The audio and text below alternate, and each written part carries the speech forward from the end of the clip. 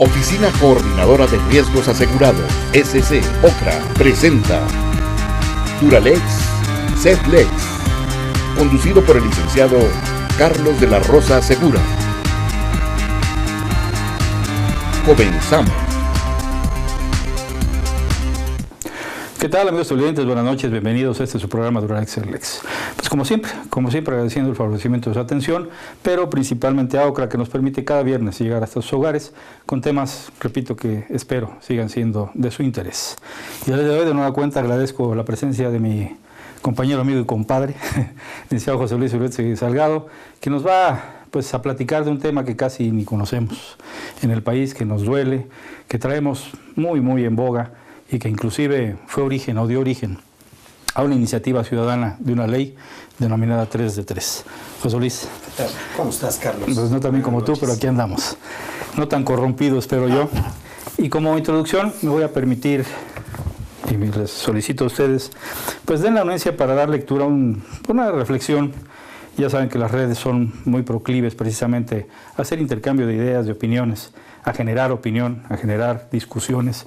Y este es pues se puede decir, una anécdota, un comentario, una reflexión que suben en las redes, lo atribuyen a un maestro en una marcha, dicen que viene de ahí, pero lo importante es lo que la persona que lo redacta hace como reflexión.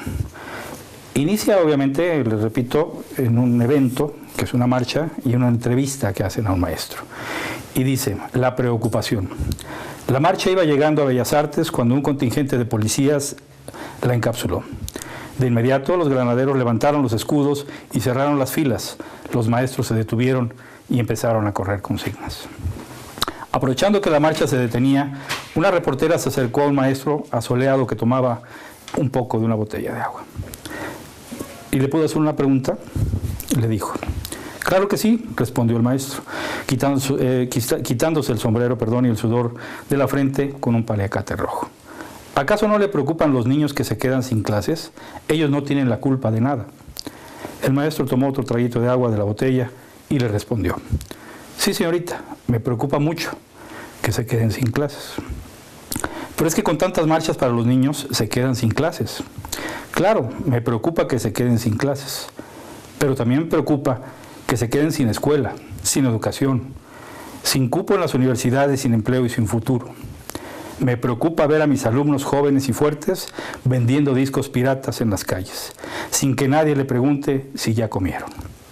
Me preocupa verlos en el desempleo como millones de mexicanos. Me preocupa mucho cuando atraviesan el desierto de Arizona con 50 grados, con una triste botellita de agua, para buscar trabajo que aquí se les niega. Me preocupa que mis alumnas se embaracen a los 16, porque no tienen perspectivas en la vida que emplearse de cajeras en Walmart con el salario mínimo.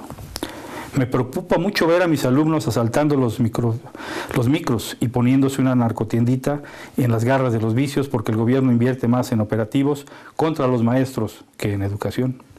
Me preocupa ver a mis alumnas vendiendo sopes y productos de belleza, mientras el presidente vive en una casa de $7 millones y viaja en un avión de 7,000 millones de pesos. Me preocupa que cuando mis alumnos se enferman, tienen que formarse para sacar ficha en la madrugada y que no hay medicinas. Que les den cita de 3 meses, después de 6 meses y después de eso, que un especialista y les cambien 5 veces la fecha para una operación. Hasta que se mueren, solo porque no tienen para una consulta con el doctor. Me preocupa que cuando quieren formar pareja, vivan de arrimados con sus padres y que solo puedan aspirar a tener un pantalón pirata, un vestido pirata y una vida pirata. Es una reflexión que, repito, es un poco larga, ya no quisiera yo aburrirlos con ella. La podemos ver en internet, ahí está en las redes sociales. Y bueno, pues licenciado, de ahí deviene nuestra plática el día de hoy.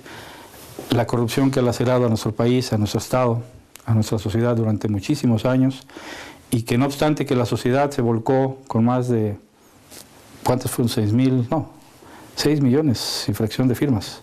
Sí, 600,000. 600,000 firmas aproximadamente para tratar de que fuera escuchado su voz en el Congreso y en el Senado con esta ley de 3, pues hoy vemos que le dieron la vuelta. Pero tenemos mucho que platicar aparte de la ley 3 de 3. Fíjate que esta reflexión que tú comentas da pie para mucho.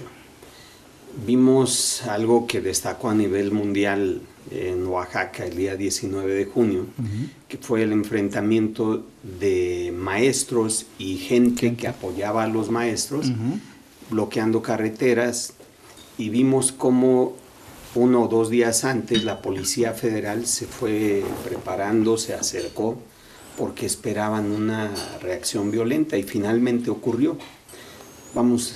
Tanto el grupo de maestros y ciudadanos estaba preparado para una confrontación como la policía. Y nadie hizo nada por evitarla. A partir de ahí vemos una falta de responsabilidad en la toma de decisiones de particulares o de autoridades. No comprenden que más allá de lo que está por ocurrir, hay un país pendiente de esto y la crisis estalla por un problema mal atendido, porque se aprobó la reforma educativa y muchos maestros dijeron, no me pediste una opinión, no sabes cómo me va a impactar en lo personal y si va a beneficiar a los alumnos o no, y te pido que me escuches. Y llevamos ya más de 2 años con la vigencia de esta ley. Y los maestros en algunas zonas se han opuesto más que en otras, pero no hay maestros conformes, salvo los nuevos que dicen que es un nicho de oportunidades. Claro, y va creciendo en todo el país, ¿no? Y finalmente a nivel mundial vemos los reclamos que de una u otra forma, a través de estos actos de corrupción, porque finalmente la ineficiencia en la administración pública es corrupción también, o sea, el no realizar o desempeñar tu labor como es debido es un acto de corrupción.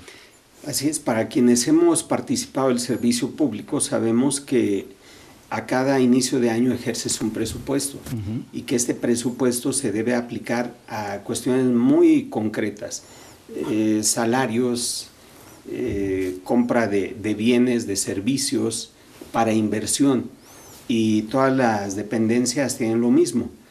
Si no lo ocupas en lo que tienes que gastarlo y lo distraes a otras cosas, hay corrupción.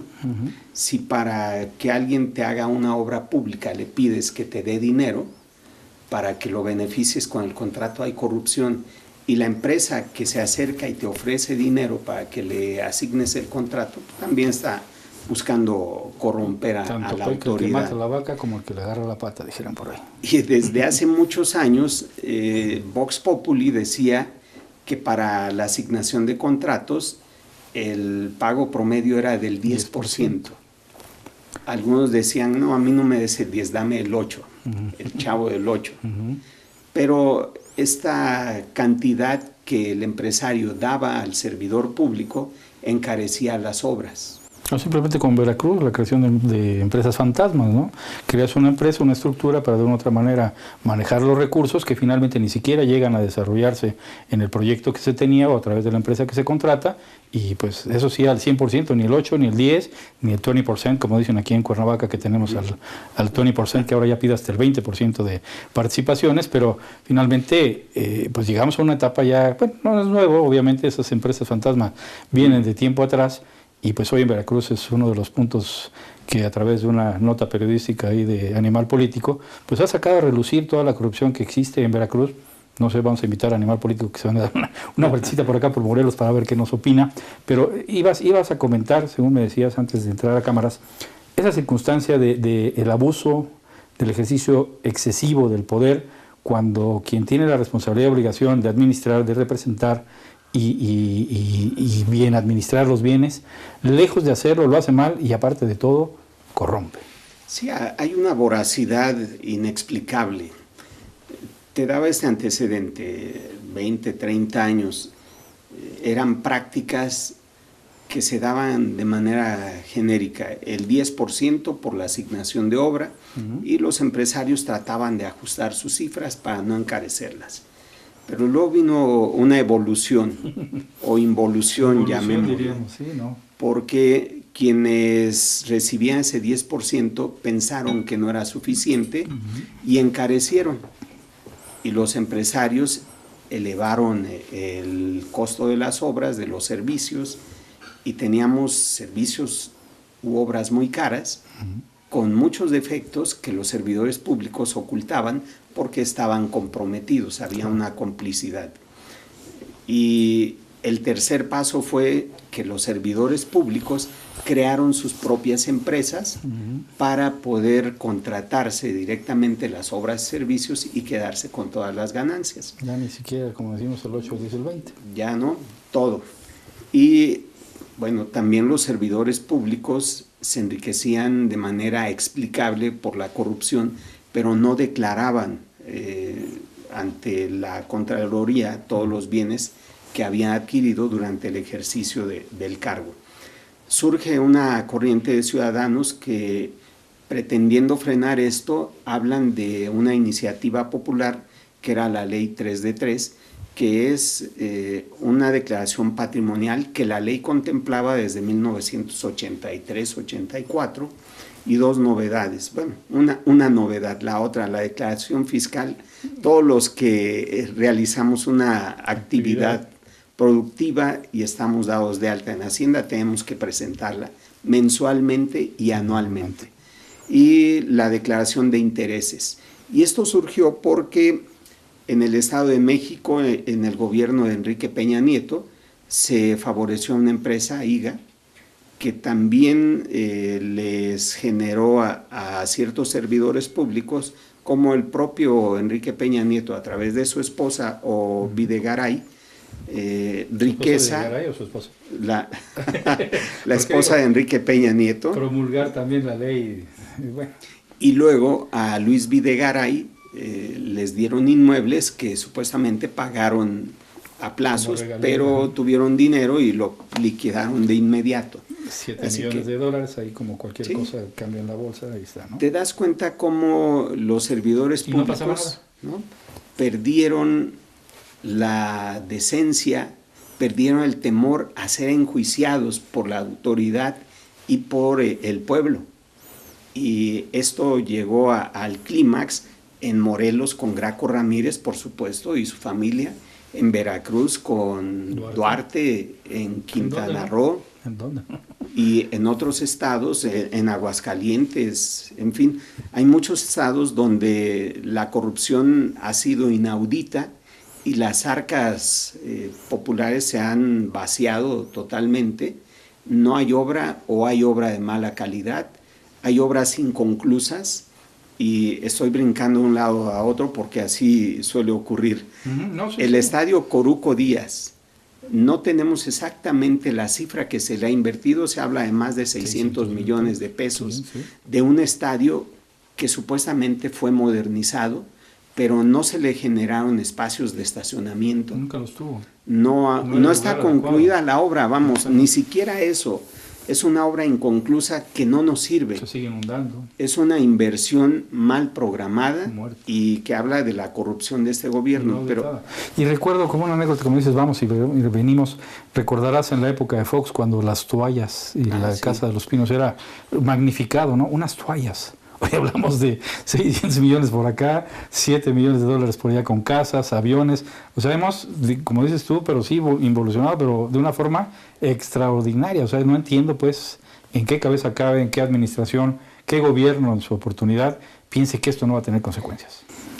En la Ciudad de México, Ebrard ha sido acusado, aunque no de manera formal, de haber desviado miles de millones de pesos con la famosa línea 12 del metro, que estuvo parada mucho tiempo porque quienes la proyectaron no tomaron en cuenta ciertos peraltes en curvas. No, y la inversión en materiales deficiente, un proyecto que no era pues para la vía que se tenía que utilizar, o sea, el tramo más bien, y pues ahí están las consecuencias, ¿no? Sí, hay una disposición en la Constitución Federal, no recuerdo el número del artículo, debe ser el 135, 133, no, el 133 no, pero dice que toda autoridad está obligada a que en la contratación de bienes o servicios debe observar las mejores condiciones de compra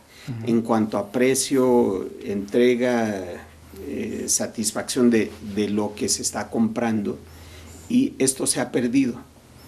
En aras de obtener ganancia a quienes firman los contratos, no les importa convocar a una licitación abierta, no lo hacen, lo evitan al máximo. O te lo fraccionan, como se ocurrió en la época de Sergio Estrada. Me acuerdo, yo trabajaba en la Contraloría en ese momento, te fraccionan en 4 tramos, plan de Ayala, para efecto de que no rebasaran en aquel entonces los 640,000 pesos que obligaba después de 641 a licitar la obra, y me lo fraccionan en 4, así de fácil. Sí, son mecanismos que ciertos servidores públicos aprovechan para no tener que llevar a cabo este procedimiento en donde cualquier empresario o persona pueda hacer sus ofertas, tanto técnicas como económicas, y que pueda resultar favorecido con un contrato por garantizar las mejores condiciones. Entonces, tenemos un país hundido en corrupción con pérdida de muchos miles de millones de pesos que se llevan servidores públicos y que no están sirviendo para satisfacer las necesidades populares.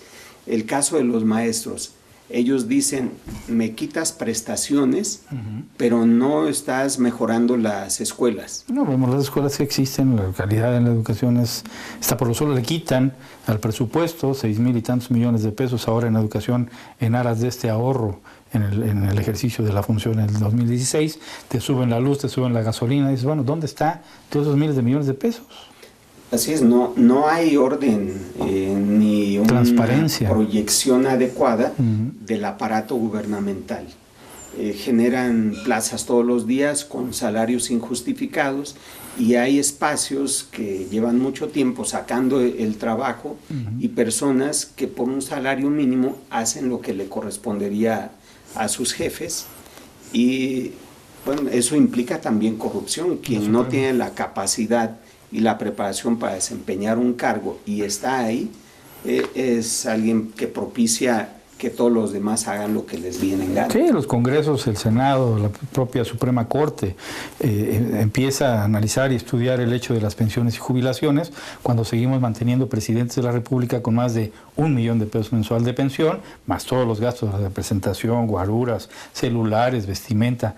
Y a un pensionado que va a ganar, no sé, 1,500 pesos al mes, le regatean todavía su pensión, y el señor presidente o expresidente, pues dicen que tenemos cerca de, dijo, ya no me acuerdo cuántos miles de millones de pesos que nos cuesta el pensionar a nuestros presidentes anualmente. Bueno, pues imagínate, Luis Echeverría todavía vive, fue presidente del 70 al 76, y desde entonces se le está pagando una pensión. Y esas sí van creciendo, o sea, no se quedan en el... A Carlos Salinas de Gortari. Se van actualizando, no se quedan ahí. Cedillo no la aceptó, pero Calderón y Fox sí la aceptan y la ejercen a todo lo que da poder. Bueno, mira, siguiendo el tema de la corrupción. Es que eso es corrupción. Sí, también, oye, porque le serviste al país 6 años, pero además cobraste, no fue de gratis. Fue gratis, claro. Y tuviste canonjías que no hubieras tenido si no desempeñas el cargo, y todavía siguen. Y lo desempeñas mal, lucrando. Porque no transparentemente, pues digo, el fondo del pozo sin fondo, el pozo Meléndez de la corrupción. Si vemos cómo se ha dado este proceso de corrupción en el país, y ahora llegamos a otro extremo. Los gobernadores de Quintana Roo y Veracruz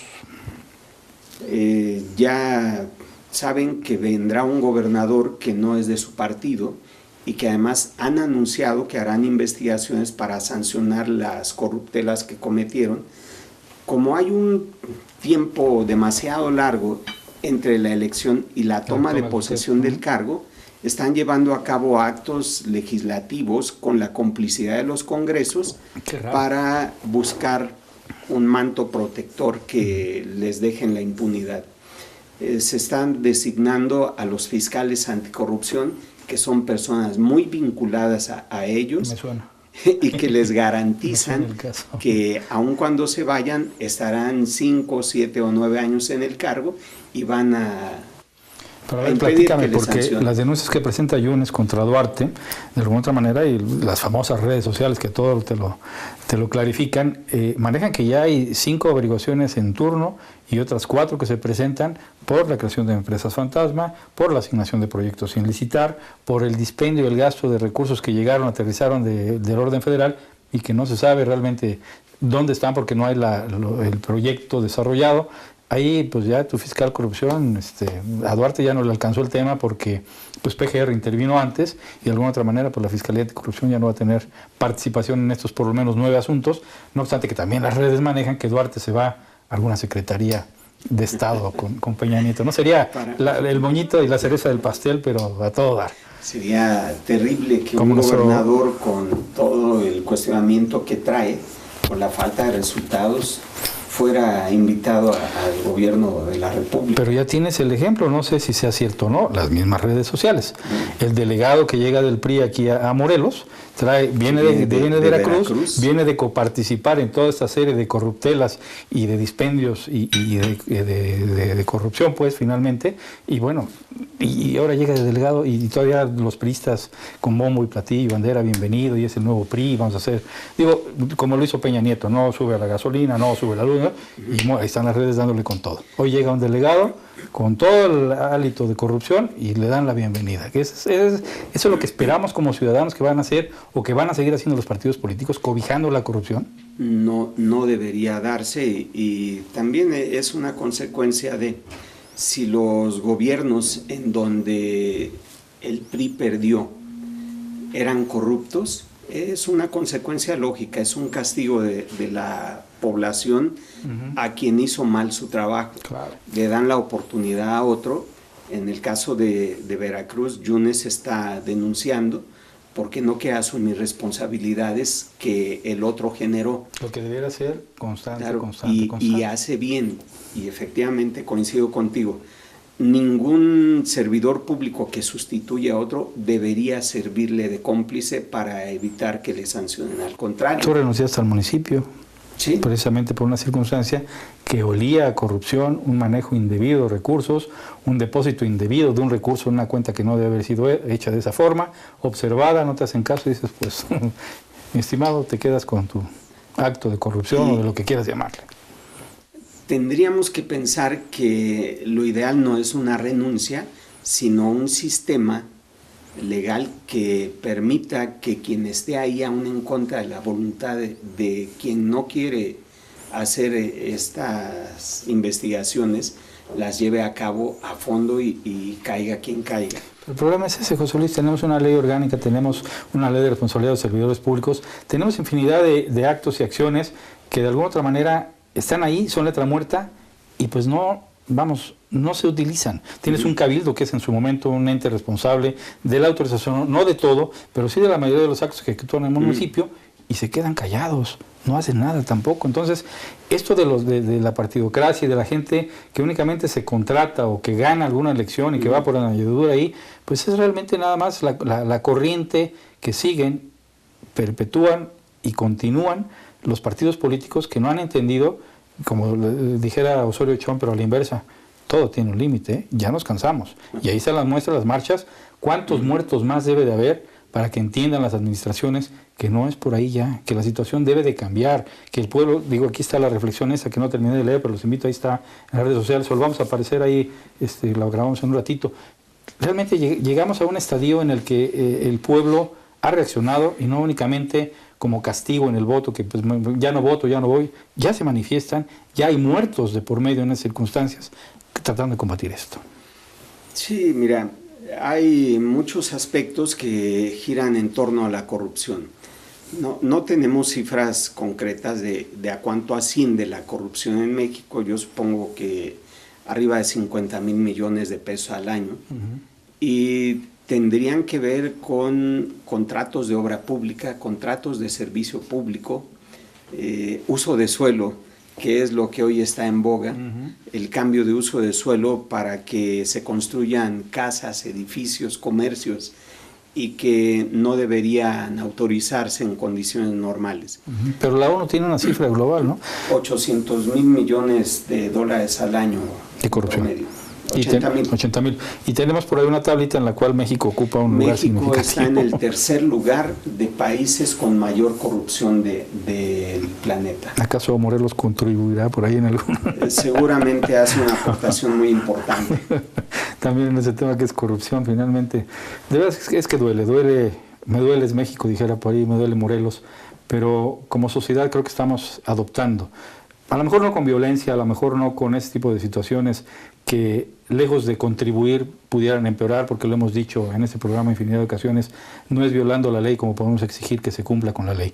Pero si la autoridad no da la pauta o la oportunidad para que sea de manera diferente, como era esta excelente oportunidad de la ley 3 de 3, que sale, emana de la ciudadanía, que tuvo el Senado de la República, que tuvo el Congreso de la Unión, la oportunidad de reivindicarse en ese sentido, tuvo que haber un veto, entre comillas, conveniente y por parte del presidente, que diera la pauta que esto pues se medio compusiera, porque no queda tal y como lo propuso la sociedad, en función precisamente de ese encubrimiento que existe en los ámbitos de la política, a través de los partidos políticos, a través de las legislaturas, que no sé cuándo vaya a terminar, y que tendrán que entender, si en el 18 como sociedad realmente no reaccionamos, dirán lo que quieran del Bronco, dirán lo que quieran de Cuauhtémoc Blanco, finalmente democracia es esto, el gobierno del pueblo y para el pueblo, y seremos el pueblo quienes tengamos que tomar las riendas para que esto cambie.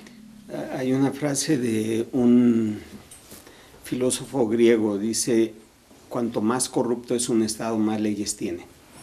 Y se genera un sistema anticorrupción por 7 leyes que se involucran, y seguimos pensando cómo evitar la corrupción, en lugar de que tengamos autoridades, servidores públicos, que vean en esto la posibilidad de servir con honor, de salir con dignidad, con la frente en alta, y no con los cuestionamientos que vemos hoy. Si no cambiamos la forma de gobernar, de administrar, ninguna ley anticorrupción va a funcionar en este país. Ni de ningún otro tipo. Mi querido José Luis, gracias por estar con nosotros. A ustedes, gentil público, gracias de veras por favorecer su atención, como siempre. Espero que pasen ustedes un excelente fin de semana, agradeciendo infinito a Ocra, que nos permite cada viernes llegar a sus hogares. Repito, como lo dije en los programas anteriores, en septiembre estaremos cumpliendo 16 años ininterrumpidos de transmisión, gracias a ustedes, gentil público, que nos permiten compartir ese tipo de opiniones personales, desde luego, pero que esperamos también pueden ustedes compartir con nosotros y que a través de ello se tomen la mejor de las decisiones. Hasta el próximo La Serie, buen fin de semana y muy buenas noches. Presentó